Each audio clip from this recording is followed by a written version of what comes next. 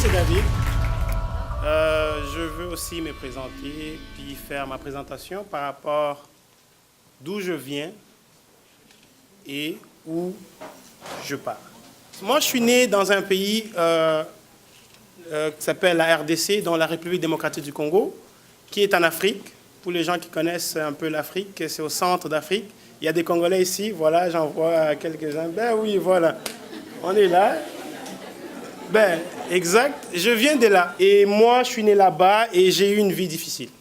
Écoutez, c'est un pays en sous-développement. Fait que des fois, il y a des familles qui passent la journée ou des semaines qui ne mangent pas.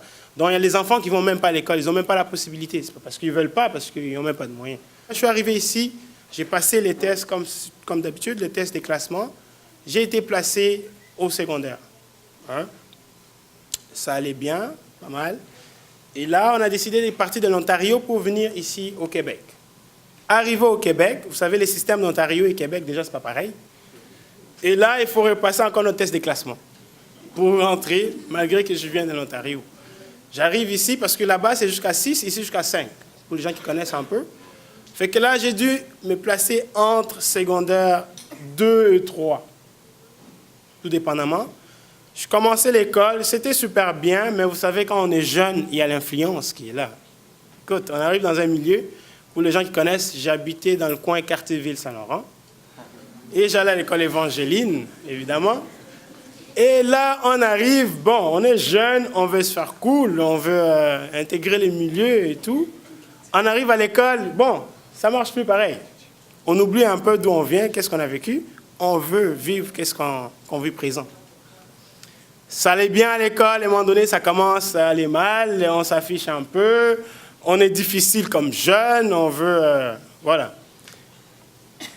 Et là, on néglige complètement l'école. On devient paresseux, on ne fait pas les devoirs, on ne travaille pas. Et qu'est-ce qui se passe? Les notes ne sont pas bonnes. Et j'arrive à Jean de Sauvé, non, il faut que je passe encore le test de classement. Je dis, mais dis donc, le test de classement va jamais me lâcher ou quoi? Et là, j'ai passé le test de classement à Jean de Sauvé. En mathématiques, c'était super, j'ai toujours été bon en maths. En français, j'avais la difficulté. Et là, on me dit, non, ton test de classement n'était pas bon et tout. On te ramène secondaire 1. Je suis comme, mais là, oh, on se calme. Même pas secondaire 1. L'équivalent, c'est quelque chose comme ça. Je dis, non, oh, on se calme. Qu'est-ce qui se passe?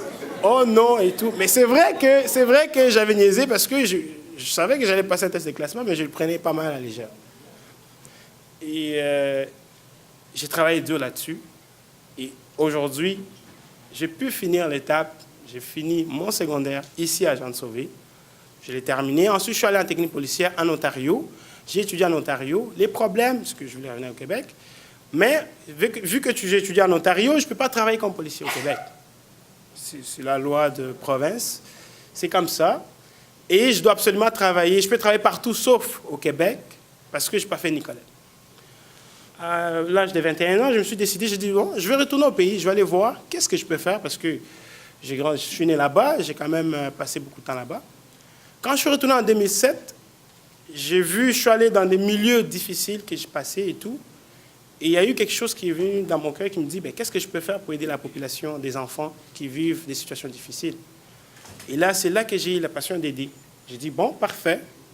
Je vais monter une fondation, un organisme qui va venir en aide aux enfants. Donc, je vais faire un peu la prévention auprès des enfants et les permettre d'aller à l'école.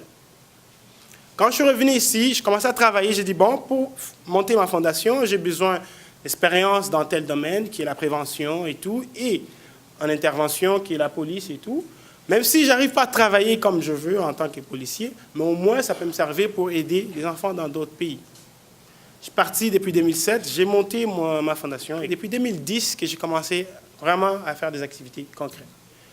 Et là, qu'est-ce que je fais? C'est qu'à chaque année, je retourne au pays, souvent, pour aider des enfants. J'envoie, des fois, juste payer des frais de scolarité aux petits-enfants, des fois, des fournitures scolaires et tout.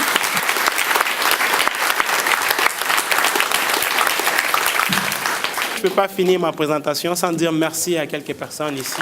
Il y a Rafik qui n'est pas là, il est là seulement le soir. Bettina, Voilà, quelques personnes. En tout cas, je ne vous ai pas oublié. Merci à tous les professeurs qui m'ont aidé. Et Fred et la directrice, tout le monde. Merci.